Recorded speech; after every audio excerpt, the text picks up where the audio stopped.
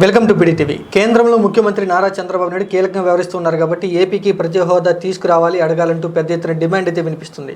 అయితే ప్రత్యేక హోదా విషయం గురించి కేంద్ర ప్రభుత్వం అయితే తేల్చి చెప్పడం జరిగింది. ఎవరికి కూడా ప్రత్యేక హోదా ఇచ్చేటువంటి అవకాశం లేదు అంటూ కూడా నిన్నటి రోజున కేంద్ర మంత్రి అయితే స్పష్టం చేయడం జరిగింది. అయితే కేంద్ర మంత్రి ప్రత్యేక హోదా విషయాన్ని కేవలం ఏపీకి సంబంధించి చెప్పారా, లేదా దేశవ్యాప్తంగా ఉన్నటువంటి రాష్ట్రాలకు సంబంధించి ప్రత్యేక హోదా ఇచ్చేటువంటి అవకాశం లేదు అని ఎందుకు కేంద్ర ప్రభుత్వం తేల్చి చెప్తుందో పూర్తి డీటెయిల్స్ సందీప్ గారిని అడిగి తెలుసుకుందాం. సార్, సెంట్రల్ మినిస్టర్ గారు చెప్పినటువంటి మాంజీ గారు చెప్పినటువంటి మాటలు బట్టి చూస్తే ప్రత్యేక హోదా అనేది ఎవరికి కూడా ఇవ్వమని చెప్పేస్తున్నారు. ఎందుకని ఆ విధంగా నిర్ణయం తీసుకున్నారంటే ఏమంటారు? ఒకటి ఏంటంటే, ప్రత్యేక హోదా అనేది ఒక ఏపీకే కాదు, దేశంలో ఉన్నటువంటి ఏ రాష్ట్రానికి కూడా ఇవ్వరు. సో అది క్లారిటీ. అంటే ఆయన చెప్పింది పర్టికులర్గా ఏపీ గురించి అని కాదు, యాక్చువల్గా ఆయన బీహార్ గురించి మాట్లాడారు. ఇటీవల బీహార్లో ఉన్నటువంటి జేడీయూ ఒక తీర్మానం చేసి కేంద్రానికి పంపించినటువంటి నేపథ్యంలో ప్రత్యేక హోదా ఇవ్వబడదు, రాష్ట్రాల అసెంబ్లీల్లో రాజకీయాల ప్రయోజనాల కోసం బిల్లులు పెట్టి పంపిస్తే మేము ఆమోదించము అని చెప్పి ఆయన క్లారిటీ ఇవ్వటం కోసం చెప్పాడు. అది సో వాస్తవాలు ఏంటి అంటే, ఏదైనా ఒక రాష్ట్రానికి ప్రత్యేక హోదా అనేది ఇవ్వాలి అనుకుంటే దానికి కొంత కండిషన్స్ అనేవి ఉంటాయి. దీనికి సంబంధించి 13వ ఆర్థిక సంఘం వరకు కూడా ఇవి వర్తించినాయి. సో దాంట్లో భాగంగానే అప్పట్లో జార్ఖండ్, ఛత్తీస్గఢ్ రాష్ట్రాలను ఏర్పాటు చేసినప్పుడు ప్రత్యేక హోదా ఇచ్చారు. ఇప్పుడు పరిస్థితి ఏంటంటే, 15వ ఆర్థిక సంఘం ఏర్పాటు, నీతి ఆయోగ్ ప్రతిపాదనలో చూస్తే రాష్ట్రానికి ప్రత్యేక హోదా ఇవ్వద్దు అనేది తేల్చి చెప్పినాయి.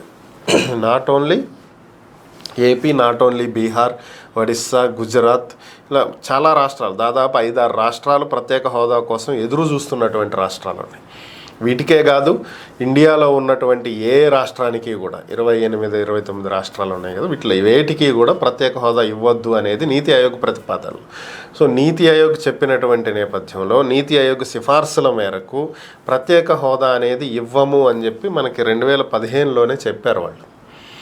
అప్పుడు టీడీపీ గవర్నమెంట్ ఉన్నప్పుడు యాక్చువల్గా మనకు అప్పుడే ప్రత్యేక హోదా రావాలి. ఇప్పటికీ కూడా రాజకీయ పరమైనటువంటి లబ్ధి కోసం చాలామంది మాట్లాడేవాళ్ళు మాట్లాడుతుంటారు. ఏంటి, నరేంద్ర మోదీ తిరుపతి వేదికగా ఏపీకి ప్రత్యేక హోదా ఇస్తామని చెప్పి ఆ రోజు ఎన్నికల ప్రచారంలో మాట ఇచ్చారు, తర్వాత మాట తప్పారు.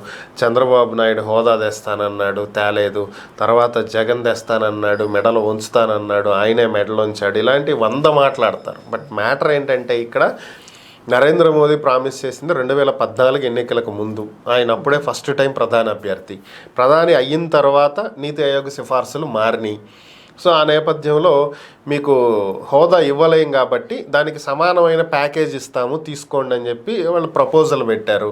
దాని ప్రకారం చంద్రబాబు అప్పుడు సరే హోదా రాకపోతే దానికి తగ్గ ప్యాకేజ్ అన్నా వస్తే ఆర్థికంగా వెనకబాటులో ఉన్నటువంటి రాష్ట్రాన్ని ముందుకు తీసుకెళ్ళొచ్చు అనేటువంటి ఉద్దేశంతో ఒప్పుకోవడం జరిగింది. సో ఓవరాల్గా తర్వాత ఆయన యూటర్న్ తీసుకుని మళ్ళీ హోదా కావాలంటాం, ఇదంతా ఒక పొలిటికల్ స్టంట్. ఓవరాల్గా ఏంటంటే, ఏపీకి ప్రత్యేక హోదా రాదు, ఏపీకే కాదు దేశంలో ఉన్న ఏ రాష్ట్రానికి కూడా ప్రత్యేక హోదా రాదు.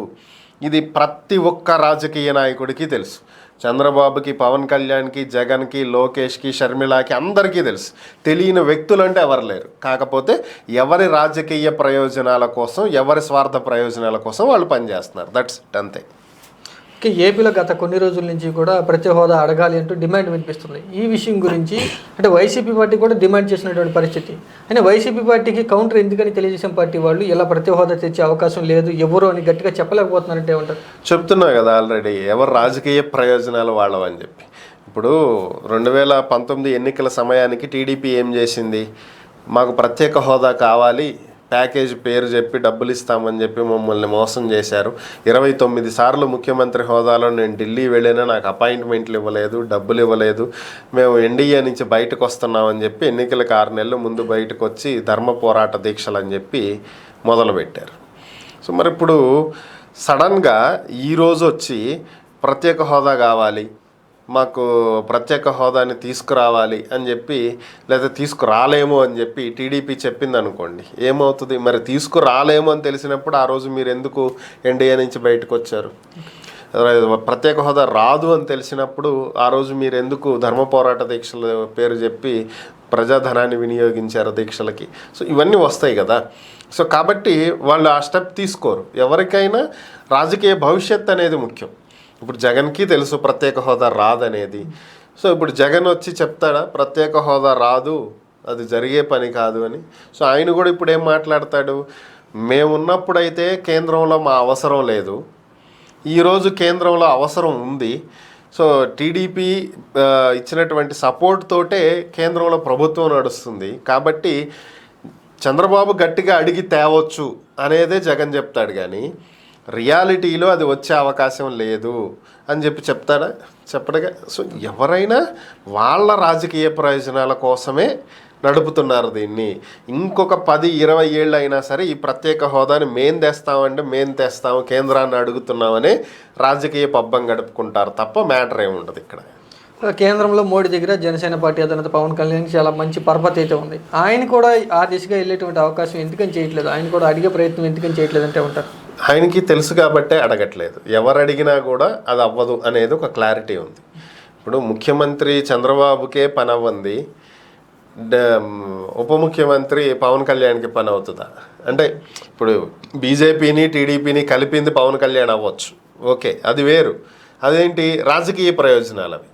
ఎందుకు రాజకీయంగా ఒక కూటమిగా వెళితే విజయం సాధించవచ్చు అనేది ఒక వ్యూహం.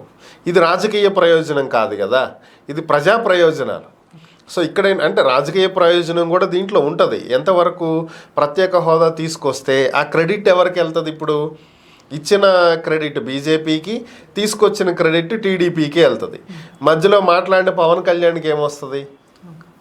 రియల్గా ఆలోచిస్తే మనం అప్పుడు కూడా ఆయన టీడీపీని బీజేపీని కలిపాను అని చెప్పి తెలియాలి అని చెప్పారో మరి ఎందుకు చెప్పారో తెలియదు. కానీ భీమవరంలో నేను కేంద్ర పెద్దలతో తిట్లు తిన్నాను, చివాట్లు తిన్నాను, ఫైనల్గా కలిపాను అని చెప్పారు. అప్పటి వరకు బయటికి తెలియదు కదా ఈయన దానికోసమే ట్రై చేస్తున్నాడని. వైసీపీ చాలాసార్లు ఆరోపణలు చేసింది, పవన్ కళ్యాణ్ తీసుకున్న ప్యాకేజీ కోసం పనిచేస్తున్నాడు, బీజేపీని టీడీపీని దగ్గర చేయాలని ప్రయత్నిస్తున్నాడు, చంద్రబాబు చెప్తేనే వెళ్ళి ఎన్డీఏలో చేరాడు పవన్ కళ్యాణ్ అని ఎన్నోసార్లు వైసీపీ బహిరంగంగానే విమర్శించింది. ఏ రోజు దానికి సమాధానాలు చెప్పలేదు పవన్. కానీ చివరిలో ఎలక్షన్ టైంలో చెప్పాడుగా, నా వల్లే కలిశారు అనేది ఇండైరెక్ట్గా చెప్పేశాడు ఆయన. సో ఇప్పుడు కూడా అలా చెప్పుకునే పరిస్థితే వస్తుంది ఒకవేళ వెళ్ళి ఈయన అడిగినా కూడా. కానీ ఆ ప్రత్యేక హోదా అనేది ఇస్తారా అంటే ఇవ్వరు, అది క్లారిటీ ఉంది. ఆయనకు కూడా తెలుసు అది ఇవ్వరని. ఇచ్చేటువంటి అవకాశమే ఉంటే ఆల్రెడీ ప్రభుత్వం సపోర్ట్ చేయాల్సి వచ్చినప్పుడే అడిగేవాళ్ళు, మేము మీకు సపోర్ట్ చేస్తాం, మా స్టేట్కి ఇది ఇవ్వండి అని అప్పుడే అడిగేవాళ్ళు. అప్పుడే అడగలేదు అంటే అది రాదు, అది వాళ్ళకి క్లారిటీ ఉంది కాబట్టే వాళ్ళు అడగలేదు. ప్రత్యేక హోదా కాకుండా చంద్రబాబు గారు మోడీని ఏం అడుగుతున్నారని మీరు అనుకుంటున్నారు? ఇప్పటి వరకు అయితే మోదీ దగ్గర అడిగి తీసుకొచ్చింది ఏమీ లేదు, ఇది క్లియర్ కట్.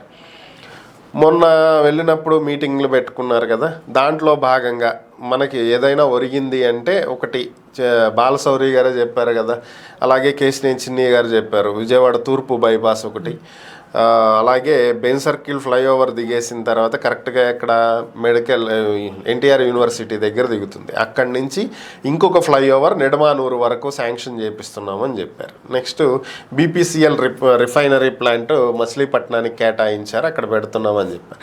కోస్టల్ కారిడార్లో భాగంగా పోర్ట్లను అభివృద్ధి చేయమని అడిగామని చెప్పారు. సో వీటన్నిటికీ వాళ్ళు సానుకూలంగా స్పందించారని చెప్పారు. సో ఒకటేంటంటే ఇక్కడ బీజేపీ ఎప్పుడూ కూడా ఇస్తామని కానీ ఇవ్వమని కానీ చెప్పదు. జగన్ వెళ్ళినా పరిస్థితి ఇలాగే ఉంటుంది, చంద్రబాబు వెళ్ళినా పరిస్థితి ఇలాగే ఉంటుంది, పవన్ కళ్యాణ్ వెళ్ళినా కూడా పరిస్థితి ఇలాగే ఉంటుంది. అన్నిటికీ ఓకే చూద్దాం, మేము ఆలోచిస్తాం, దీని గురించి అధికారులతో చర్చిస్తాం, సాధ్యాసాధ్యాల గురించి సంబంధిత శాఖ మంత్రులతో సమన్వయం చేసుకుని ఒక ప్రకటన విడుదల చేస్తామని చెప్తారు. చేస్తామని చెప్పరు, చెయ్యమని చెప్తారు. పెద్దవాళ్ళు చెప్తారు చూడు, కర్ర ఇరక్కూడదు పాము చావకూడదు అని, ఆ టైప్లో వ్యవహరిస్తుంది బీజేపీ. సో ఇవి ఇస్తాం అవి ఇస్తాం అని అన్నారని వీళ్ళు చెప్పుకుంటామే, అవి వచ్చేదాకా కూడా అవి వస్తాయో లేదో నమ్మకం ఉండదు. సో ఓవరాల్గా తూర్పు బైపాస్ సంగతి పక్కన పెట్టేసేస్తే, తూర్పు బైపాస్ పశ్చిమ bypass what ever it may be, so ఈ ఫ్లైఓవర్ సంగతి పక్కన పెట్టేస్తే బీపీసీఎల్ రిఫైనరీ మాత్రం ల్యాండ్ అయ్యే అవకాశాలు కనిపిస్తున్నాయి. ఎందుకంటే రీసెంట్గా బీపీసీఎల్కి సంబంధించిన ప్రతినిధులు ఏపీకి వచ్చారు, మాట్లాడారు, ఎంత స్థలం కావాలో చెప్పారు, దానికి సిద్ధంగా ఉన్నామని ఏపీ గవర్నమెంట్ కూడా చెప్పింది. కాబట్టి అది ఒకటి మనకి ల్యాండ్ అవుతుంది. మరి మిగిలినటువంటి ఎప్పుడు నెరవేరుతాయనే చూడాలి. అలాగే వీళ్ళు అడుగుతున్నది ఏంటి, పోలవరానికి సంబంధించినటువంటి నిధులు. ఓవరాల్గా మెయిన్ పోలవరమే. ఇక్కడ పోలవరం ఒకటి, రాజధాని నిర్మాణం ఒకటి, ఇవి రెండు ఏపీ ముందున్నటువంటి అతిపెద్ద సవాల్. ఎందుకంటే వీటికి లక్షల కోట్లు ఖర్చు అవుతాయి, వేల కోట్ల రూపాయలు ఖర్చు అవుతాయి. సో ఎప్పుడో 2014 నుంచి 19 వరకు చేసినటువంటి పనులకు బిల్లులు 2022లో వచ్చినాయి. 11,000 కోట్ల రూపాయలు, 12,000 కోట్ల రూపాయలు. అంటే ముందు మనం ఖర్చు పెడితే కానీ తర్వాత ప్రభుత్వం, సెంట్రల్ గవర్నమెంట్ ఇవ్వలేనటువంటి పరిస్థితి. సో మనకి ముందు సంవత్సరం పాటు రివర్స్ టెండరింగ్తో వర్క్స్ ఆగిపోయినాయి, తర్వాత 2 ఏళ్ల పాటు కరోనాతో వర్క్స్ ఆగిపోయినాయి, లాస్ట్ 2 years వర్క్ చేశారు, మొత్తం 4,000 కోట్లు ఏమో ఖర్చు పెట్టారు వైసీపీ వాళ్ళు. ఇప్పుడు ఆ డబ్బులు రావాలి. అలాగే మళ్ళీ ఇప్పుడు మనమే ఖర్చు పెట్టి వాళ్ళు ఇచ్చేలా పెట్టుకోవాలా, లేదా వాళ్ళనే డబ్బులు ఇస్తే మనం ఖర్చు పెట్టేలా చూడాలి. అసలు ఏంటనేది ఒక క్లారిటీ రావాలి. అది అటు ఇటు కాకుండా పోలవరంని పక్కన పెట్టారు, డయాఫ్రమ్ వాళ్ళు దెబ్బతింటుంటుంది. సో వీటికి సంబంధించి నిధులకు సంబంధించి రేపు బడ్జెట్ ప్రవేశపెట్టనున్నటువంటి నేపథ్యంలో పార్లమెంట్లో మాకు కొంచెం ఎక్కువ డబ్బులు ఇవ్వండి, మాకు కొంచెం ఎక్కువ నిధులు ఇవ్వండి, మాకు 5,000 ఇచ్చే దగ్గర 10,000 ఇవ్వండి అనేది అడగటానికి మాత్రమే చంద్రబాబు వెళ్ళింది లాస్ట్ టైం. బట్ ఇవి ఎంతవరకు వర్కౌట్ అయినాయి అనేది బడ్జెట్ వస్తే కానీ తెలియదు, ఏపీకి వాళ్ళు నిధులు విడుదల చేస్తే కానీ తెలియదు. సో ప్రస్తుతానికైతే ఇవే అడుగుతున్నారు. ఓకే, చివరిగా ఒకటే మాట, ప్రత్యేక హోదా ముగిసినటువంటి అధ్యాయం కదా, ఏపీ ప్రజలు మర్చిపోవాల్సిందే కదా. 100%. 2 ఏళ్ల క్రితమే ఈ విషయం బీజేపీ చెప్పింది. ప్రత్యేక హోదా అనేది ముగిసిపోయినటువంటి అధ్యాయం, దాని ప్లేస్లో మేము ఆల్రెడీ ప్యాకేజ్ ఇచ్చాము అని చెప్పి పార్లమెంటు సాక్షిగా లిఖితపూర్వకమైనటువంటి సమాధానం ఒక ఎంపీ అడిగినటువంటి ప్రశ్నకు ఇవ్వటం జరిగింది బీజేపీ ఆల్రెడీ. కానీ రాజకీయ లబ్ధి కోసం ఏపీలో ఉన్నటువంటి రాజకీయ పార్టీలే ఇంకా ప్రత్యేక హోదా అనేటువంటి పేరుని లైమ్ లైట్లో ఉంచుతున్నాయి తప్ప దీంట్లో ఏ విధమైనటువంటి ప్రత్యేక హోదా వచ్చే ఆస్కారం కానీ అవకాశం కానీ లేనే లేదు. దానికి తగ్గట్టుగా ప్యాకేజ్ ఇచ్చేసాము, అది ముగిసిపోయిన స్టోరీ అని చెప్పి ఆల్రెడీ బీజేపీనే తేల్చేసింది. సో కాబట్టి అది రాదు. వాళ్ళు ఈ ప్యాకేజ్లో ఇస్తామన్నటువంటి అంశాలేవో దానికి సంబంధించి ఏ ప్రభుత్వం వచ్చినా కొట్లాడితే బాగుంటుంది. అది టీడీపీ కావచ్చు, వైసీపీ కావచ్చు, కాంగ్రెస్ కావచ్చు, జనసేన కావచ్చు, ఎవరైనా కావచ్చు. వీళ్ళు చేయగలిగింది ఏంటి అంటే ప్యాకేజ్ మీరు ఇస్తామన్నారు, ప్యాకేజీకి సంబంధించి ఒక బిల్లు ఉంది, దీని ప్రకారం మాకేం రావాలి, కేంద్ర సంస్థలు ఏం రావాలి, డబ్బులు ఎంత రావాలి, రాజధానికి సహాయ నిధి ఎంత రావాలి, కరువుకు సంబంధించినటువంటి నిధులు ఎంత రావాలి, ఇట్లా మనకు రావాల్సినవి ఏంటి, దాని ద్వారా ఎంత వచ్చినాయి, ఇప్పటికి ఇంకేం రాబట్టుకోవాలి, వాటిని వీలైనంత సామరస్యంగా కేంద్రంతో మాట్లాడుకుని కొట్లాడుకుని తెచ్చుకోవాలి. కానీ ఇంకా హోదా అది ఇది అంటే ఒరిగేది లేదు, వచ్చేది లేదు, ఏమీ ఉండదు. Okay, thank you sir. Sandeep గారు చెప్పినటువంటి మాటలను బట్టి చూస్తే ప్రత్యేక హోదా అనేది ఆ ఏపీకే కాకుండా దేశంలో ఏ రాష్ట్రానికి కూడా ఇచ్చేటువంటి అవకాశం లేదంటూ కేంద్రం తేల్చి చెప్పేయడంతో ఏపీ ప్రత్యేక హోదా అనేటువంటి మాటను ఇక మర్చిపోవాల్సినటువంటి పరిస్థితి అయితే ఉందని చెప్తున్నారు.